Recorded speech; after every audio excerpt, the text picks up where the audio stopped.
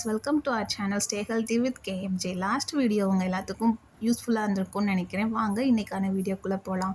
அதுக்கு முன்னாடி நம்ம ஸ்பான்சர் யாருன்னு பார்த்துடலாம். நம்ம sponsor Zen reviews. They provide honest and in-depth reviews across all genres. Zen reviews பற்றி இன்னும் தெரிஞ்சுக்கணும்னு நினச்சிங்கன்னா genreviews.onlineங்கிற வெப்சைட்டை விசிட் பண்ணி பாருங்கள். வாங்க இன்றைக்கான வீடியோக்குள்ளே போகலாம்.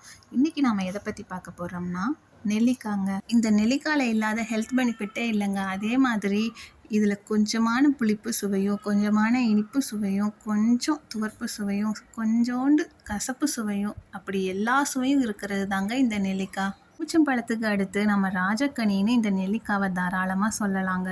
இந்த நெல்லிக்காயில் நாம் நெல்லிக்காய் சட்னி, நெல்லிக்காய் துவையல், நெல்லிக்காய் பொடி, நெல்லி தொக்கு, தேன் நெல்லி, நெல்லிக்காய் ஊறுகான்னு விதவிதமான ரெசிபி செஞ்சு சாப்பிட்லாங்க. இப்படி சாப்பிட்றது மூலம் நம்ம கூந்தல் முதல் பாதம் வரை ஒவ்வொரு உறுப்புகளுக்கும் அற்புதமான மருத்துவ குணங்களை அளிக்குதுங்க இந்த நெல்லிக்காய். அது மட்டும் இல்லாமல் இதில் இருக்க விட்டமின் சி நம்ம உடம்புக்கு நோய் எதிர்ப்பு சக்தியை அதிகமாக கொடுக்குதுங்க.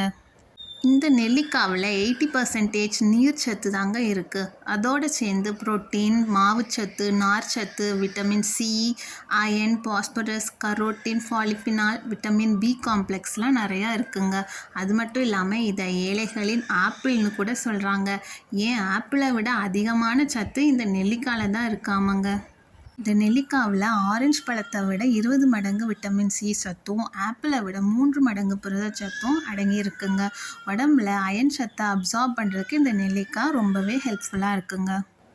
நம்ம பாடியில் ரெஸ்ட்டே இல்லாமல் ஒர்க் பண்ணிகிட்டு இருக்க ஆர்கன் எதுன்னு பார்த்தீங்கன்னா ஹார்ட் தாங்க. இந்த நெல்லிக்காய் ஜூஸ் குடிக்கிறதுனால நம்ம ஹார்ட்டுக்குமே ரொம்ப ஹெல்ப்பாக இருக்குதுன்னு சொல்கிறாங்கங்க. அது மட்டும் இல்லாமல் இதில் இருக்க குரோமியம் சத்து இதய சம்மந்தமான எந்த பாதிப்பும் வராமல் தடுக்குதுங்க.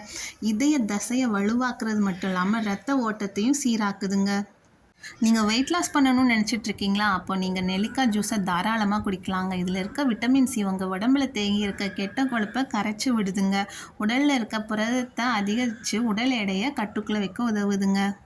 இன்றைக்கி பெரும்பாலானோருக்கு ஹீமோகுளோபின் அளவு மிக குறைவாக இருக்குதுங்க. இதனால் உடல் சோர்வு, மனசோர்வுன்னு ரொம்பவே பாதிக்கப்படுறாங்க. நெல்லிச்சாறுடன் தேன் கலந்து அல்லது தேன் கலந்த நெல்லிக்காயை தினமும் சாப்பிட்டு வந்தால் குறிப்பிட்ட மாதத்தில் நம்ம ஹீமோகுளோபின் அளவை அதிகரிக்கலாங்க.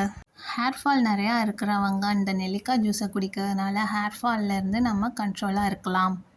இளமையை தள்ளி போடும் காயக்கல்பம் நெல்லிக்கனின்னு சொல்லாங்க. முதுமையை தள்ளி போடும் பணியை நெல்லிக்கனி செய்கிறதுனால இதை நம்ம என்றும் 16ஆக இருக்க நெல்லிக்கனின்னு சொல்லலாங்க. இந்த நெல்லிக்காவை நம்ம சாப்பிடும்போது நம்ம உடம்புல வாதம், பித்தம், கபம் இந்த 3 சமநிலையாக இருக்கிறதோட நம்ம சரும அழகு, உறுப்புகள் அழகு அப்படின்னு எல்லாத்தையும் பராமரிக்கவும் நம்ம வேறு எங்கேயும் போக வேண்டாங்க. இந்த விலை ரொம்ப குறைவாக கிடைக்கிற நெல்லிக்காவை சாப்பிட்டாலே போதுங்க. 2000 years later.